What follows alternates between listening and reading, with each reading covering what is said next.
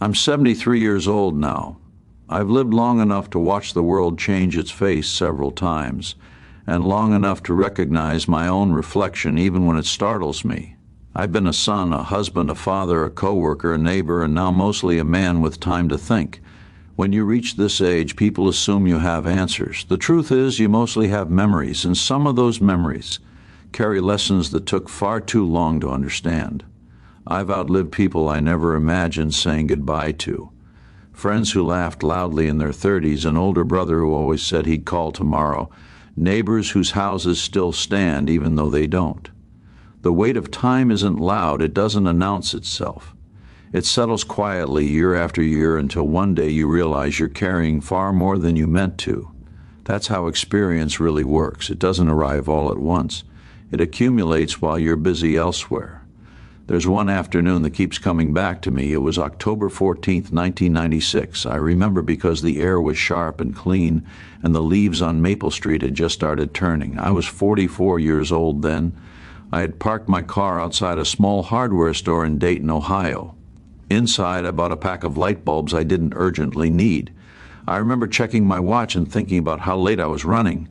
My daughter, Emily, was 8 at the time. She had a school play that evening. I had promised I'd be there early. Before getting back in the car, I saw a payphone outside the store. Emily's mother had asked me to call if I was running behind. I stood there for a moment, hand on the receiver, and then I told myself I'd call from home. I convinced myself it was fine. I'd done that many times before. I drove off instead. I arrived just as the lights dimmed. I sat in the back row, breathing hard, trying not to draw attention. On stage, Emily stood in a paper costume I'd helped her glue together the night before. She scanned the room. I know now she was looking for me. I raised my hand slightly, but the moment passed. Later in the car, she said she thought I wasn't coming. I laughed it off. I said work had been busy. I promised I'd do better next time. That promise is important. I meant it. I truly did. I told myself I would stop letting small things get in the way of moments that mattered. But meaning something and living it are not the same. The next time came, and then another, and I failed in quieter ways. A postponed dinner, a short phone call instead of a long one. A visit delayed until it felt inconvenient. Each time I told myself it was temporary. Each time I believed I'd make up for it later. What took me 52 years to learn wasn't that time passes quickly. Everyone knows that. What took me so long to understand is that life isn't shaped by the big decisions you remember making. It's shaped by the small ones you barely notice, the ones that feel harmless, the ones you justify because you're tired or distracted or convinced you'll have another chance. Those decisions don't feel like choices at all in the moment. They feel like defaults.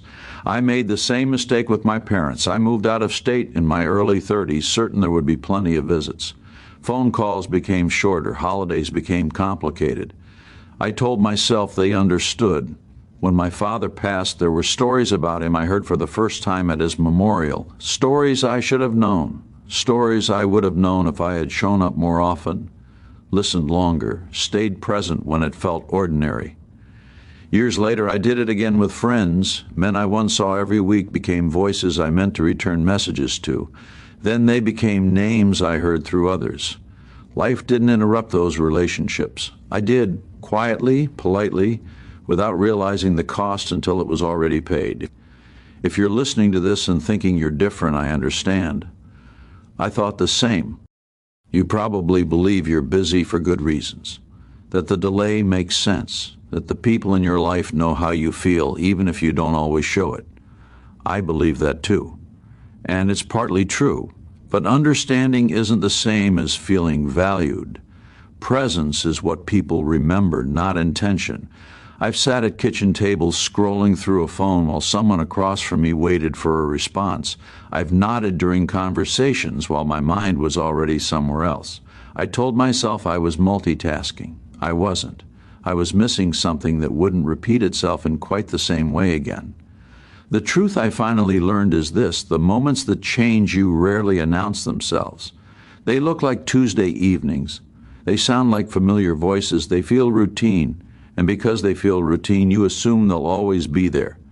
That assumption is the quiet mistake we make again and again. I don't say this with regret that overwhelms me anymore. At some point, regret becomes a teacher instead of a punishment. But it took a long time to get there. I wish I had learned earlier that attention is the most honest form of care. Not grand gestures, not future plans. Attention given fully in the present moment.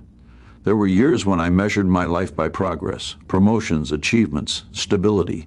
I told myself I was building something meaningful, and I was in a way, but I didn't notice what I was trading for it. You don't feel that trade immediately. You feel it later when the house is quieter and the phone doesn't ring as often, and you finally have time to think.